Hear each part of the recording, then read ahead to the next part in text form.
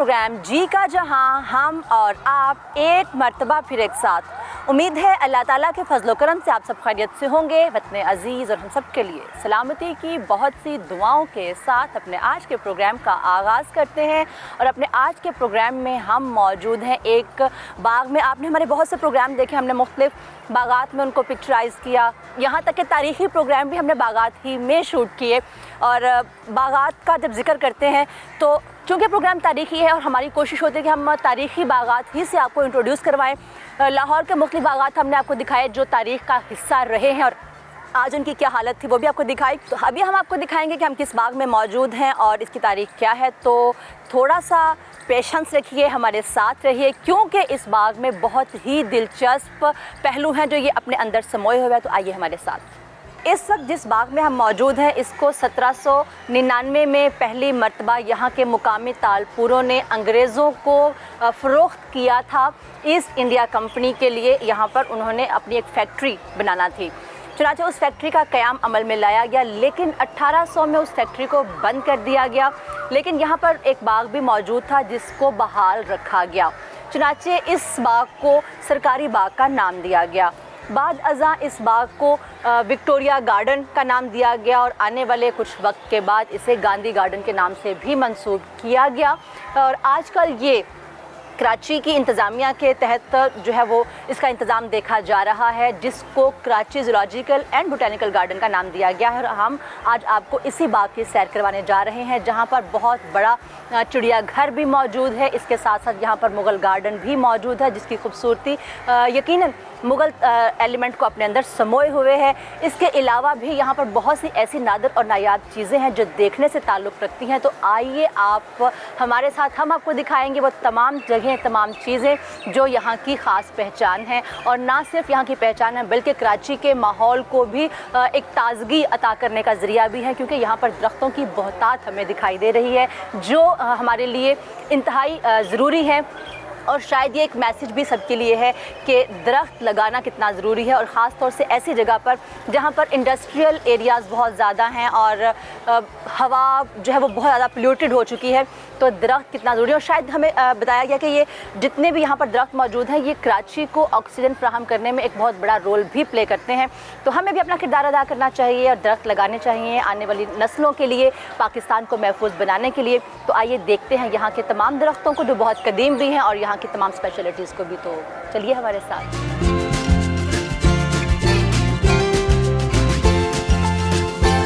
ये बाग तकरीबन 42 एकड़ पर मुहित है और जो ज़ू का हिस्सा है जहाँ पर यहाँ पर मुख्तलिफ़ किस्म के जानवर मौजूद हैं उसके बारे में हमें बताया गया कि 33 एकड़ पर मुहित है।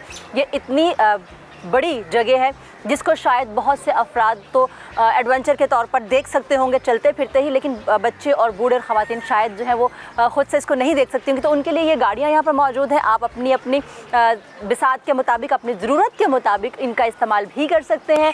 और अभी हमें यहाँ पर मुख्तलिफ़ परिंदों की आवाज़ें आ रही हैं जिनमें मोर की आवाज़ सबसे नुमायाँ है। तो अभी हम आपको दिखाएँगे वो हिस्सा जहाँ पर मोर मौजूद है। और मोर तो वैसे भी दुनिया का खूबसूरत तरीन परिंदा है, तो यहाँ पर उनको आपकी दिलचस्पी के लिए रखा गया। तो हम अभी वहाँ पर चलेंगे, आपको वो दिखाएंगे और उसके साथ साथ हम यहाँ पर तमाम आपको केजेस दिखाएंगे जहाँ पर मुख्तलिफ़ परिंदे और मुख्तलिफ़ जानवर जो हैं मौजूद हैं। तो आइए हमारे साथ, क्योंकि हम भी गाड़ी का इस्तेमाल करने वाले हैं। जी, ये आप देख रहे हैं मेरे साथ वो हिस्सा जहाँ पर मोर मौजूद हैं। ये एक आपको दिखाई दे रहा है, इसके दरमियान में एक पुख्ता जो है वो पैच बनाया गया, उसके साथ दूसरी जानिब भी मोरों का ही जो है वो पिंजरा मौजूद है। यहाँ पर मुख्तलिफ़ इक़साम के मोर आपको चलते फिरते और चुगते दिखाई दे रहे हैं। मोरों की खूबसूरती और दीदा ज़ेब जो उनकी स्पेशल कलर्स होते हैं वो हर एक को जो अपनी तरफ अट्रैक्ट करते हैं। लेकिन इस वक्त मोरों की खूबसूरती के साथ साथ जो मुझे सबसे ज़्यादा अट्रैक्टिव चीज़ दिखाई दे रही है, मैं अपने कैमरामैन से कहूँगी कामरान साहब प्लीज़ दरख्त ज़रूर दिखाएं। मुझे बहुत खूबसूरत दिखाई दे रहा है कि ये किस तरह से बल खाता हुआ निकल रहा है और कहाँ से इसकी शाखें जो हैं वो जंगले के अंदर से होती कहाँ पर जा रही हैं। बहुत खूबसूरत दिखाई दे रहा है।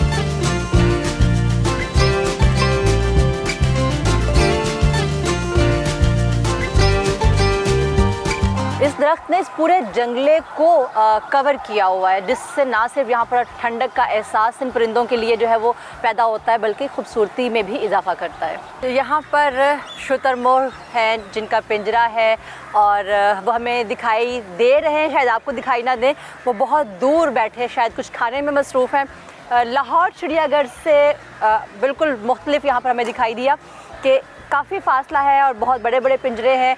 अगर आप लोगों ने कभी लाहौर ज़ू देखा और जो लोग लाहौर के उनको तो पता ही है कि शुतुरमुर्ग को हम डायरेक्टली खाना भी खिला सकते हैं, लेकिन यहाँ पर शायद हिफाजती नुक्ता नज़र से जंगले के बाहर एक और जंगला लगाया गया है। तो अच्छा भी है बुरा भी है पता नहीं, लेकिन यहाँ का अपना दस्तूर है, लाहौर का अपना है। चिड़ियाघर में आपको ऑस्ट्रेलिया, यूरोप और बंगाल के से ताल्लुक़ रखने वाले जो टाइगर्स हैं वो भी दिखाई दे सकते हैं। और इस वक्त आप हमारे कमरे में भी देख रहे हैं, ये दरिंदा से जानवर भी इंसानों को अपनी तरफ खींचते हैं, क्योंकि जंगलों में ही मुमकिन है और हर कोई जंगल में तो जा नहीं सकता। तो वो आप यहाँ पर इसको देख सकते हैं। अगर आपको कोई दोस्ती हो सकती हो तो ज़रूर आप यहाँ पे आइए और देखिए इनको, क्योंकि हम तो जब से यहाँ पे आए जहाँ जाते हैं ये टाइगर जो है वो मुंह छुपा के हमसे भाग जाते हैं, तो यहाँ से फिर वो चले गए हैं। लेकिन ये कि यहाँ पर मौजूद है और आप आके इनको देख सकते हैं।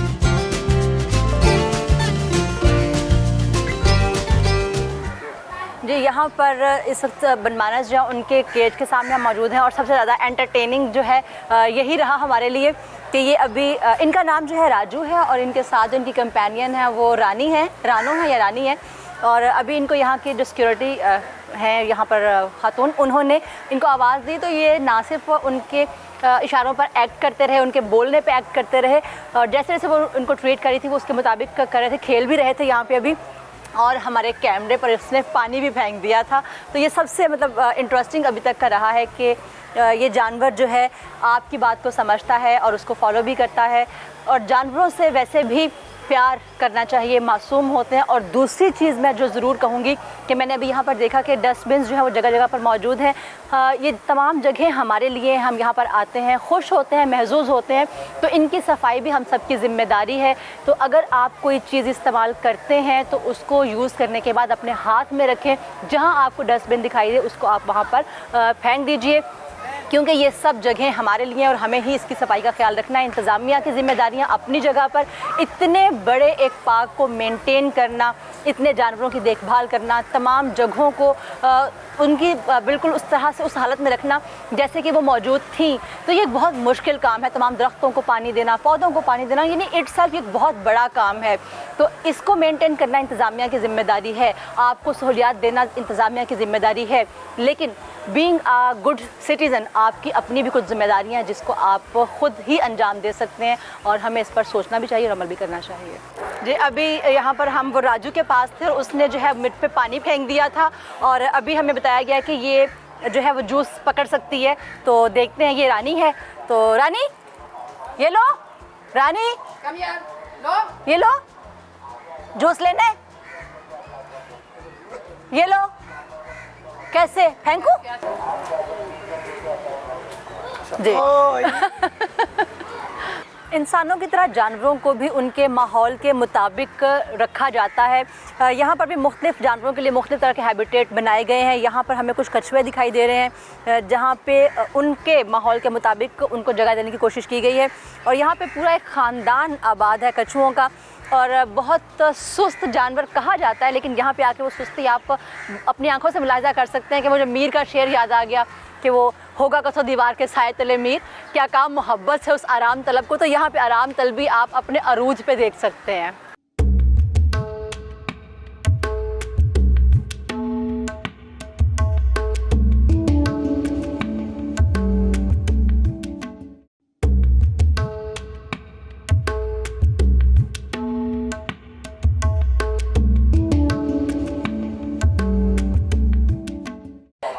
काफ़ी देर से हमें एक आवाज़ सुनाई दे रही है कि यहाँ पर म्यूज़ियम है, अजायब घर है, मतलब म्यूज़ियम अजायब घर सेम, लेकिन यहाँ पर आवाज़ इसी तरह की हमें सुनाई दे रही है कि यहाँ पर 180 जानवर जो है वो मौजूद हैं।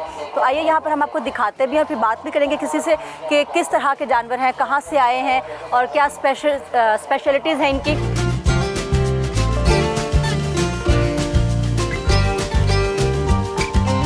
एक 180 जानवरों वाले जब अजायब घर में हम दाखिल होते हैं तो हमें अपने बाएं जानिब चिंपैंजीज़ का एक शोकेस दिखाई देता है जहाँ पर पूरा ख़ानदान हमें नज़र आ रहा है चिंपैंजीज़ का।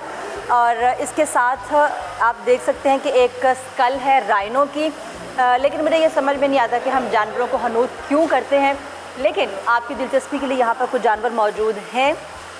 अगले केस में हमें अफ्रीकन लॉयन दिखाई दे रही है फीमेल, और यहाँ पर आप देख सकते हैं कि शिकार किया जा रहा है एक हिरन का, और पीछे एक ब्लैक बियर भी मौजूद है। ये सब हनूत शुदा जानवर यहाँ पर रखे गए हैं। इसके अलावा और भी बहुत से शोकेसेस हैं जो हम आपको फटाफट में दिखाते हैं क्योंकि टाइम कम है और काम बहुत सारा करने वाला है। यहाँ पर आपको मोर दिखाई दे रहे हैं, उसके बाद यहाँ पर ये लामा है, और नीचे भी ऊँट ही की फैमिली है। और इसके साथ अगला केज जहाँ पर हमें एक पहाड़ी बकरा आप कह सकते हैं, गोट है ये, उसके साथ नीचे 2 बतख भी हमें दिखाई दे रहे हैं, कुछ समथिंग लाइक बतख वो है। और अगले केज की तरफ हम जाते हैं तो वहाँ पर भी हमें कुछ मोर दिखाई दे रहे हैं, कुछ ये स्वान है, और ये मुर्गी है जिसके बारे में बार बार बाहर शोर किया जा रहा है कि 4 टांगों वाली मुर्गी है। तो आप अगर देखें तो अब दिखाई तो दे रही है 4, कैमरा मैन नहीं दिखा सकता ज़्यादा क्लोजली कि ये वाकई में 4 हैं। यहाँ पर भी आपको ये ब्लैक बक दिखाई दे रही है, नीचे भी फेजेंट है, यहाँ पर लॉयन कब है, मतलब शेर का बच्चा है, और उसके साथ यहाँ पे अब छोटा डियर देख रहे हैं जिसको कि ब्लैक लेपर्ड ने दबोच रखा है। इसी तरह से यहाँ पर बहुत से जानवर हैं जिनको हनूत किया गया है। तो फर्दन आप सब शोकेस जो है वो देख सकते हैं। परिंदे भी हैं, मोर भी हैं, नीचे भी डियर दिखाई दे रहे हैं, और आगे दरिंदे भी हैं, वहाँ पर चलते हैं।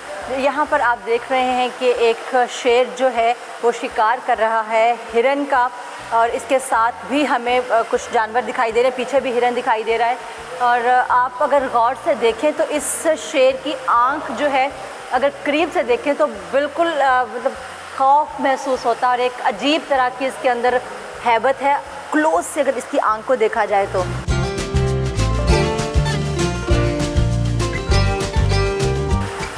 और इससे अगला जो केस हमें दिखाई दे रहा है उसमें हाथी का सर जो है वो रखा गया है, तो वो भी देखते हैं। तो अगर आपको ये तमाम हनूत शुदा जानवर देखने हैं जो अपनी असली हालत में आपको शिकार करते हुए दिखाए गए हैं यहाँ पे, और कैसे ये फैमिली के साथ रहा करते हैं, वो यहाँ पर पिक्चराइज़ किया गया है, दिखाया गया, इनका वैसा माहौल दिखाया गया है। तो एक बच्चों को दिखाने के लिए, उनको इन्फॉर्मेशन देने के लिए ये एक बहुत अच्छी जगह है। और किस तरह से इनको हनूत किया जाता है, इन्फॉर्मेशन यहाँ पर आप बच्चों को दे सकते हैं कि वो हनूत करने के बाद कैसे दिखाई देते हैं। तो ये तमाम चीज़ें यहाँ पर आपको इस ज़ूलॉजिकल गार्डन में दिखाई दे सकती हैं। ना सिर्फ आप मालूमात दे सकते हैं बच्चों को, तफरीह कर सकते हैं यहाँ पे, इसके साथ साथ आप बच्चों को तारीख भी बता सकते हैं कि नहीं, ये गार्डन जो है आपको ऑल इन वन दिखाई देता है। तो यहाँ पर बहुत से केसेस हैं, एक्वेरियम हैं, और बहुत सी मछलियाँ यहाँ पर मौजूद हैं। अमूमन ऐसे एक्वेरियम हमारे घरों में भी मौजूद होते हैं, और बहुत से अफराद जो हैं उनको घरों में भी मछलियाँ पालने का शौक़ है। और आम तौर पे घरों में जो मछलियाँ पाई जाती हैं जो हम अपने एक्वेरियम में रख सकते हैं, उनमें ये ऑरेंज फ़िश है, गोल्ड फिश जिसको कहा जाता है, इसके अलावा ब्लैक फ़िश भी होती है, वाइट होती है, लेकिन यहाँ पर मुझे 1-2 बिल्कुल डिफरेंट कलर्स में दिखाई दे रही हैं।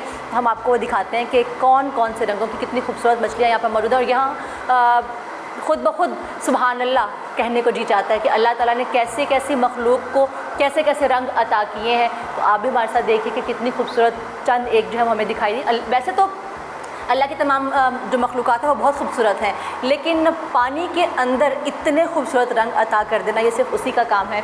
तो देखते हैं कि यहाँ पर आपको ये देखिए, मतलब बिल्कुल वाइट मछली है और उसके साथ गोल्डन उसके फिन्स हैं, बहुत खूबसूरत दिखाई दे रही है। इसके साथ जो एक सबसे ज़्यादा मुझे अट्रैक्टिव दिखाई दी थी, वो कैमरामैन दिखाएगा कि बिल्कुल ब्लू कलर की मछली है और वो बहुत खूबसूरत नज़र आ रही है।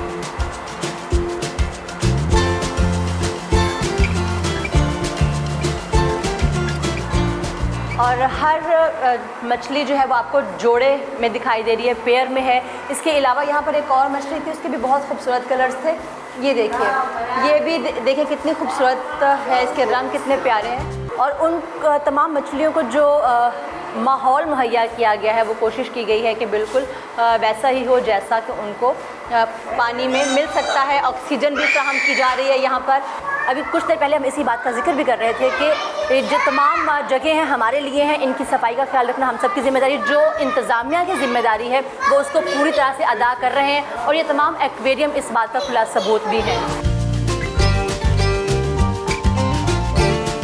इस बाग में आपके लिए यहाँ पर छोटी सी झील भी बनाई गई है। आप अगर चाहें तो यहाँ पर कश्ती रानी भी कर सकते हैं।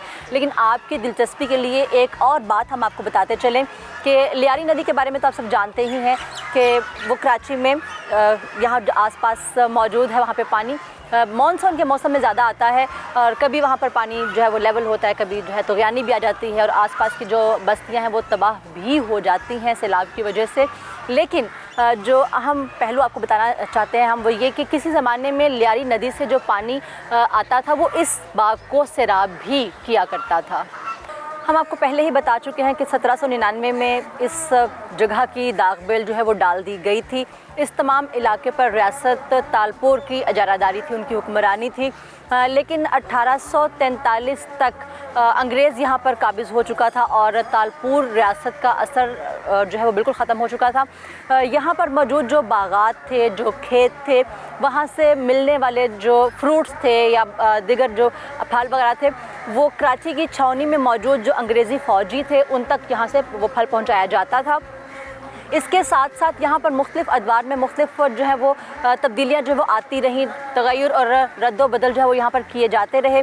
यही वजह है कि आने वाले वक्त में इसको मुख्तलिफ़ नामों से पुकारा जाता है, जैसे कि हम आपको प्रोग्राम के आगाज़ में भी बता चुके थे। यहाँ पर कब्ज़े के 7 साल के दौरान ही अंग्रेज़ ने कराची को म्यूनसिपैलिटी का दर्जा दे दिया और यहाँ पर बहुत से तरक्याती कामों का आगाज़ भी किया। यही वजह है कि हिंदुस्तान भर के तूलो अर्ज़ से बहुत से लोग यहाँ पर आकर आबाद होना शुरू हुए और कराची को एक नई पहचान मिलना शुरू हुई।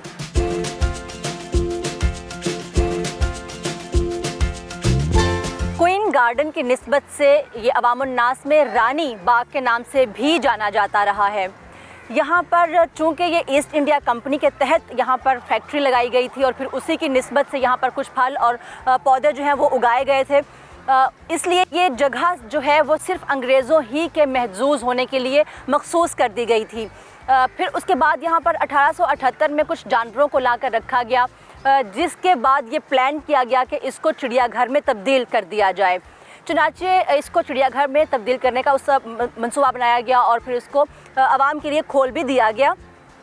इस वक्त ये लाहौर के बाद पाकिस्तान का दूसरा बड़ा चिड़ियाघर है और तारीख़ी हैसियत भी इसकी अपनी जगह पर वो कायम है। इसके लिए, इसकी तज़ीन व आराइश के लिए ख़ास तौर से एक ट्रस्ट भी कायम किया गया जो यहाँ पर मौजूद तमाम पौधों और फूलों वगैरह की जो है वो हिफाजत और उसकी तज़ीन व आराइश के काम को देखता भी है और उसको जो है वो बेहतर अंदाज से अंजाम देने की कोशिश करता है और आप हमारे अतराफ़ में देख सकते हैं कि वो तमाम कोशिशें हमें दिखाई भी दे रही हैं। जी, अब हम आपको ये भी बताते चलें कि इस बाग को गांधी गार्डन क्यों कहा जाता था। तो कहा जाता है कि 1934 में इस बाग में महात्मा गांधी ने एक बहुत बड़ा इज्तिमा है जिससे ख़िताब किया था, जिसकी निस्बत से सरकारी दस्तावेज़ात में इसको गांधी गार्डन के नाम से मंसूब कर दिया गया। लेकिन क्या में पाकिस्तान के बाद 1954 में इसको ज़ूलॉजिकल गार्डन का नाम दे दिया गया था और आज अगरचे ये ज़ूलॉजिकल गार्डन और बोटानिकल गार्डन के नाम से जाना जाता है, लेकिन आवाम में अभी भी गांधी गार्डन ही मकबूल है। बहुत से अफराद जो हैं आज भी इसको गांधी गार्डन ही पुकारते हैं।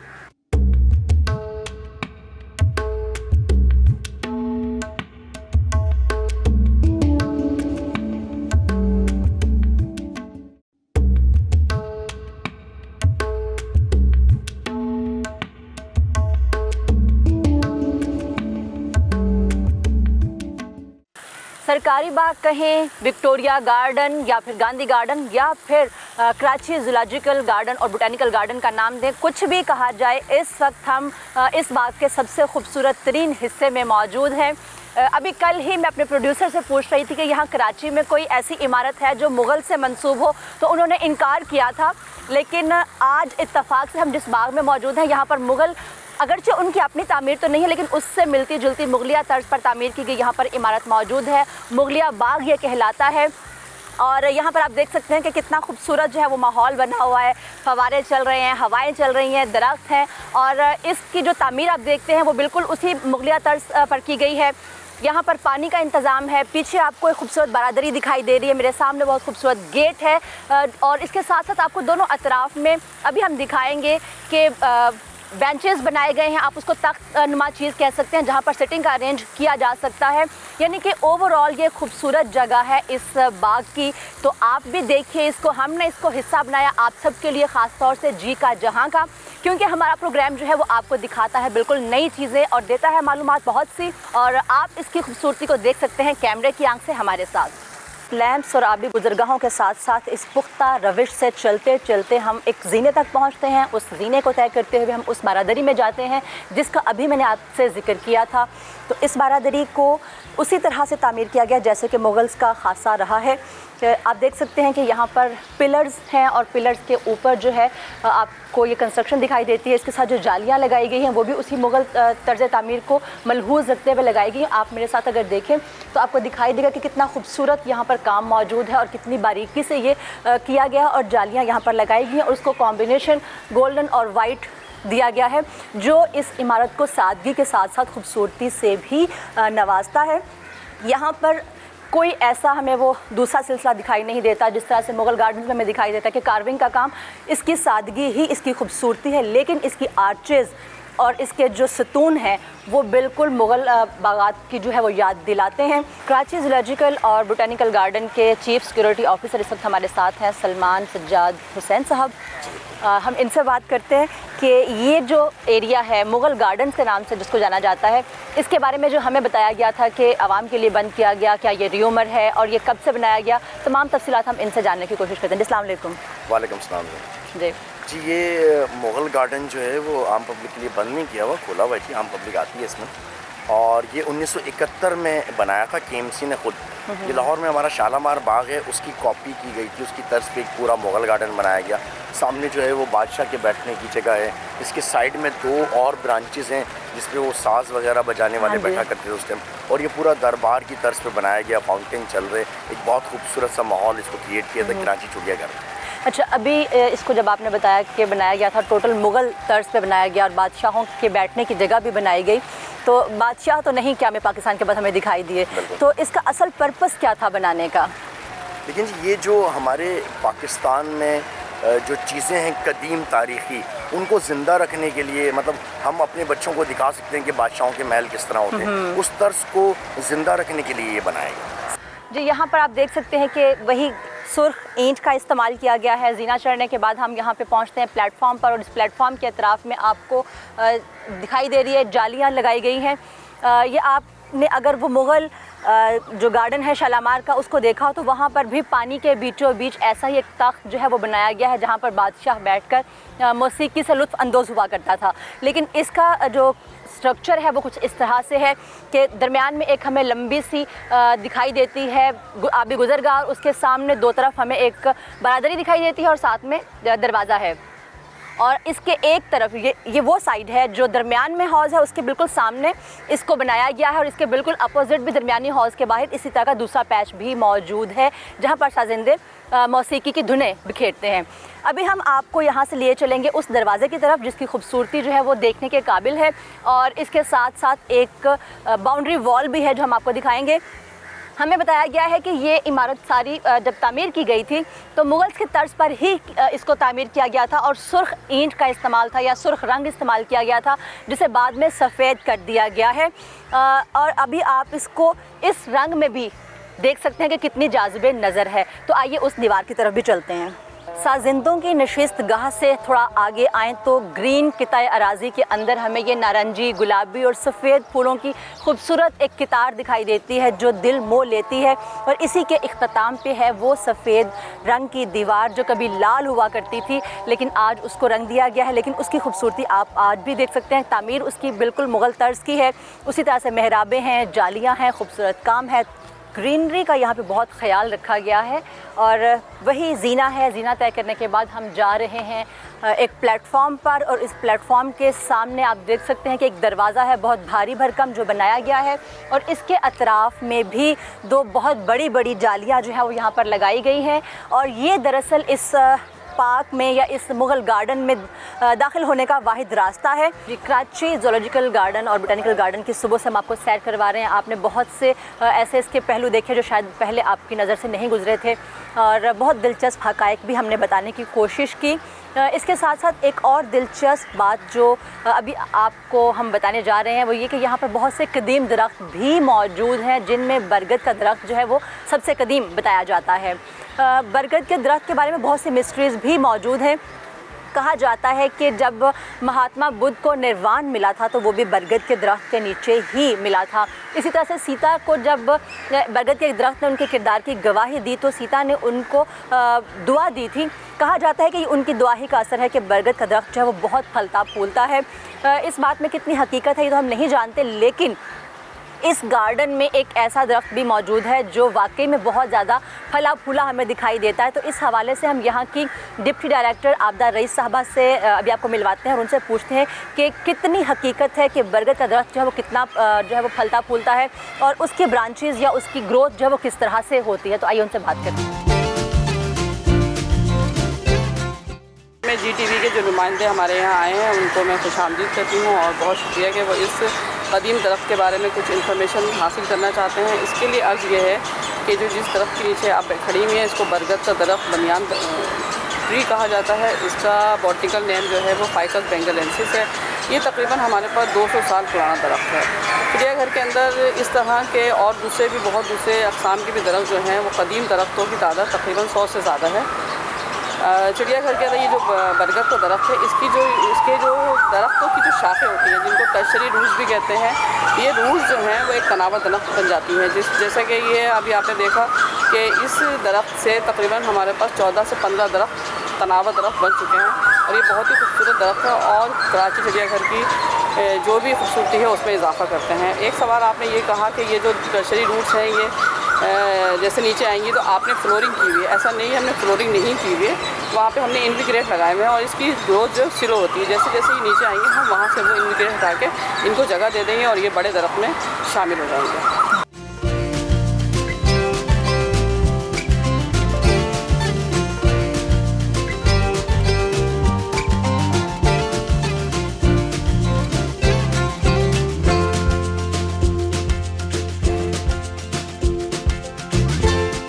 ये है वो बरगद का दरख्त जिसके बारे में अभी डायरेक्टर साहबा हमें बता रही थी कि जो तकरीबन 200 साल पुराना है। इसकी ब्रांचेज़ एक दूसरे से यूँ पेवस्त हैं और बहुत ऊंचाई तक जाती हैं और आप देख सकते हैं यहाँ पे कि जैसे ही दरख्त हाइट पे जाता है तो उसकी अपनी कुछ ब्रांचेज़ जो हैं वो ज़मीन का रुख करती हैं और फिर वही जो ब्रांचेज़ हैं वो ज़मीन में पेवस्त होकर दोबारा से एक पिलर की शक्ल में, एक दोबारा से नए दरख्त की शक्ल में सामने आती हैं। तो यहाँ पर बहुत से पिलर्स जो है मौजूद हैं इस बरगद के दरख्त के हवाले से। हमने कोशिश की कि अपने इस प्रोग्राम में आपको इस बाग के हवाले से तमाम चीज़ें दिखाएं। इस दरख्त की मिस्ट्री भी आपके सामने हमने पेश की और इसकी तारीख़ भी हमने आपको ना सिर्फ बताई बल्कि दिखाई भी बहुत सी चीज़ें। आप यहाँ पर आइए, ये यकीनन बहुत ही दिलचस्प जगह है जहाँ पर आपको मालूमात भी मिलेंगी और इसके साथ साथ आपको तफरीक के भी मौके यहाँ पर मिलते हैं। कश्तीरानी आप कर सकते हैं, खाने पीने का अरेंज भी, हर चीज़ यहाँ पर मौजूद है। प्रोग्राम आपको कैसा लगा अपनी राय से हमें आगाह ज़रूर कीजिएगा और आइंदा किसी नए प्रोग्राम में किसी नई तहकीक के साथ, किसी नई जुस्तजू के साथ दोबारा आपकी खिदमत में हम हाजिर होंगे। तब तक के लिए अपनी मेज़बान नसरीन भट्ट और टीम जी का जहां को इजाज़त दीजिए। अल्लाह हाफ़िज़।